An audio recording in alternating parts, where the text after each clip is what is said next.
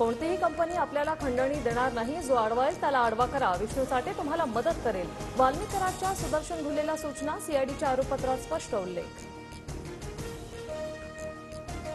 संतोष देशमुख आडवा आल्यास त्याला कायमचा धडा शिकवा. आमच्या मागण्या पूर्ण न झाल्याचे परिणाम काय होतात याचा संदेश इतरांना द्या. सुदर्शन घुलेनं वाल्मी कराडचा निरोप सर्व साथीदारांना दिला. दोषारोपपत्रात माहिती. वाल्मी कराड हाच देशमुख यांच्या हत्येचा मुख्य सूत्रधार. आरोपपत्रात स्पष्ट उल्लेख. मारहाणीचा पुरावा असणारा व्हिडिओ ही सीआयडीच्या हाती. संतोष देशमुख हत्या प्रकरणी 12 मार्चला सुनावणी. हत्या आणि खंडणी प्रकरणी एकत्रित सुनावणी होणार. विशेष सरकारी वकील म्हणून अॅडव्होकेट उज्ज्वल निकम खटला लढणार.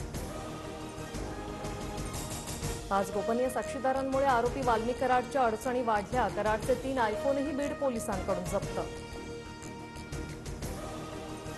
मुंडेंच्या मंत्रिपदाचा फायदा घेत कराडला जेलमध्ये व्हीआयपी ट्रीटमेंट. आकाच्या आकांनी मंत्रिपदाचा राजीनामा द्यावा. धसांकडून मागणी कायम.